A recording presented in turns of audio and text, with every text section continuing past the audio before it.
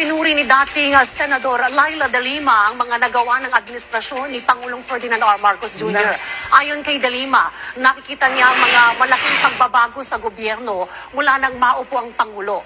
Dagdag pa niya, maganda ang naging desisyon ni Pangulong Marcos Jr. na makipag-ugnayan muli sa tradisyonal na allied countries ng bansa tulad ng Amerika kaysa sa China, lalo na't may sigalot pa rin sa West Philippine Sea.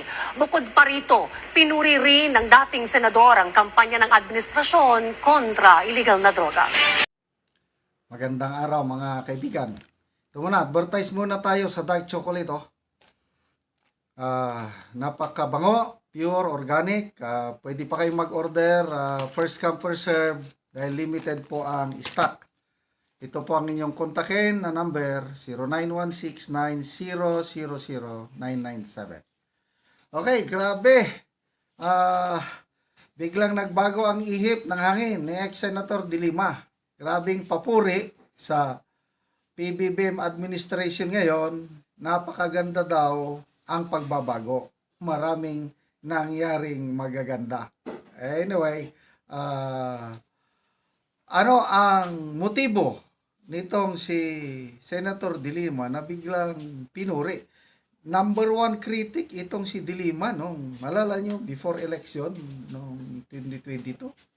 Kung ano-anong mga masasamang salita na binitiwan ni De Lima against sa mga Marcoses. Ngayon, wala na. Siya na ang number one na tagapuri ng mga Marcos. Okay. Ano ang motibo?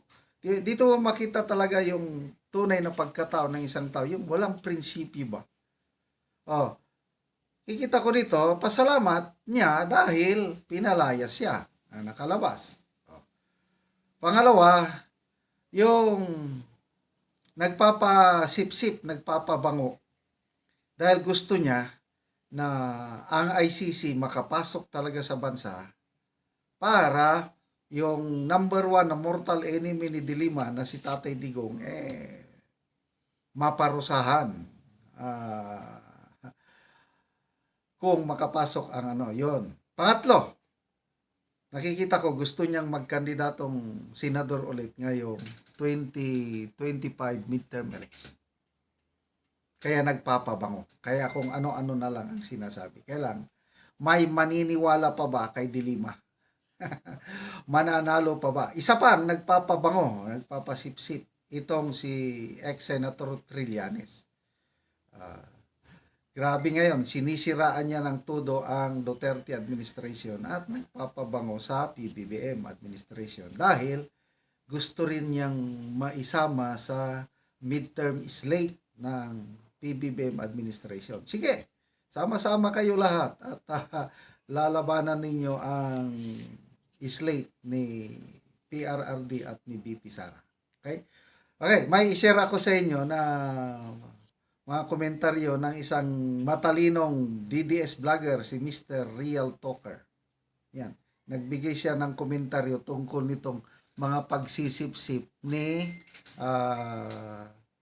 Trillanes at De Lima dito sa administrasyon ngayon ni PBBM na ang dami daw magandang pagbabago. Ano yung pagbabago? Ay nako, mataas pa rin ang presyo, kaliwat kanan ang korupsyon, kagutuman, krimen, droga, ayun, grabe, maganda na daw ang nangyayari sa drug war campaign ng PBBM administration. Nakakatawa talaga itong si De Lima. Anyway, bahala na ang taong bayan. Pagdating ng eleksyon, sige, magkandidato kayo. Trillanes and De Lima, tignan natin. Otso inidoro na naman kayo. Okay, pakinggan natin si Mr. Real Talker. Kawawang Trillanes, nagmamakaawa. Sabi niya, Digong might run for senator in 2025. So we have a year to spread the truth about him, to awaken his moderate supporters, and so he'd be shunned by the new voters. Let's not be passive or else panalo ulit yan. Grabe! Diba? Saan busy si Trillanes? Busy siya sa paninira sa pangalan ni Tatay Digong para lang talaga hindi manalo sa eleksyon. Grabe talaga mga lods, no? Imagine niyo, ang purpose na nila right now is hindi na para makatulong sa tao. Pansin nyo? Ang focus nila ngayon hindi na para mabigyan ng magandang benepisyo, magandang batas, no? Ang mga Pilipino. Ang focus na nila ngayon, lalo na itong si Trillanes, ay pabagsakin. Pabagsakin ang mga Duterte. Parang kailan lang naaalala ko pa, pumunta ka pa ng Davao para kumbinsihin si Tatay Digong na makipag-tie up sa'yo. Sus, Diyos ka, kasi hindi ka lang pinagbigyan. Ayan na, niratatat mo na. Kaya pala mga Lord, sobrang bait ni Trillanes sa administrasyon ngayon. 'Di ba? Kasi sisip-sip pala siya. At talagang ang goal nila ay pabagsakin at sirain, 'di ba? Si former President Duterte. Kaya kahit dati pa naman din ay kinamumuhian na nila ang mga Marcos, pero kapit-tuko sila ngayon. Kasi gusto nilang maghigante sa mga Duterte. Abay, ang mga Duterte lang naman kasi ang dahilan, bakit hindi? 'Di ba? Nakakabalik-balik na yan sila Trillanes sa pagiging senador. 'Di ba? Ang akala siguro ni Trillanes, kaya niyang utuin ang administrasyon na to. Kaya grabe yung ilusyon nila pagdating diyan sa ICC, 'di ba? Pero at the end, hindi naman talaga makikipag-cooperate ang Pilipinas sa ICC. So ngayon, focus na naman sila ngayon sa darating na eleksyon, baka tatakbo si Tatay Digong. Kaya ikaw, Trillanes, sumanda ka. Kasi sa totoo lang, di ba? Si Tatay Digong pag tatakbo yan, sure ako mananalo yan. Pero ikaw pag tatakbo ka, sure ako, talo ka. Pinuri ni dating Senador Laila de Lima ang mga nagawa ng administrasyon ni Pangulong Ferdinand R. Marcos Jr. Ayon kay de Lima, nakikita niya ang mga malaking pagbabago sa gobyerno mula nang maupo ang Pangulo. Dagdag pa niya, maganda ang naging desisyon ni Pangulong Marcos Jr. na makipag-ugnayan muli sa tradisyonal na allied countries ng bansa tulad ng Amerika kaysa sa China, lalo na't may sigalot pa rin sa West Philippine Sea. Bukod pa rito, pinuri rin ng dating senador ang kampanya ng administrasyon kontra illegal na droga. Grabe, no? Ang bilis magbago, no? Ng ihip ng hangin. Dati, grabe, kumakabatikos sa mga Marcos. Dati, yung si Laila de Lima, number 1 pang disagree na ilibing sa libingan ng mga bayani si Apo Lakay Sr. Pero ngayon, wow! No? Hindi talaga sila nagdi-disagree ngayon sa administrasyon.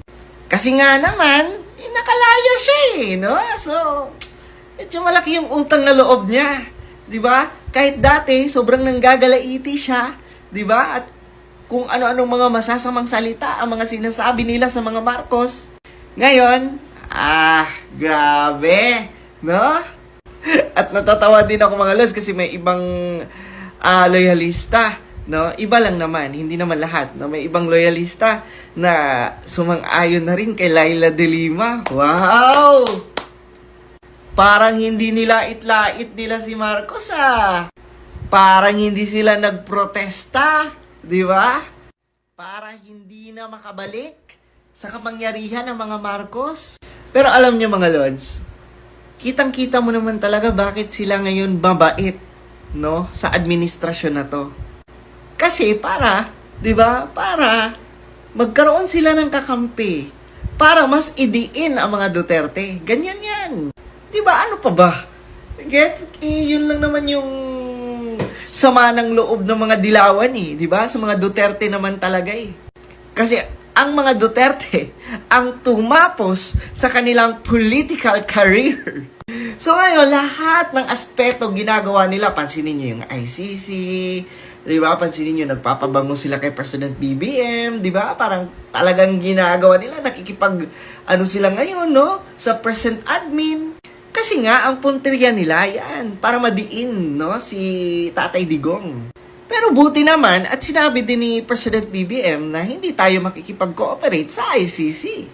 Kaya ngayon, di ba, double kayod sila. Pansinin nyo yung sila Trillanes, di ba? Si Kiko Pangilinan, si Laila de Lima, mga ano ito sila di ba? Mga anti-Marcos ito sila Pero tingnan nyo ngayon. Grabe, ang tahimik, no? Talagang ano sila, kumbaga, talagang yung respect nila kay President BBM ay talaga naman. Parang hindi nyo binalibag at nilait ang mga Marcos dati.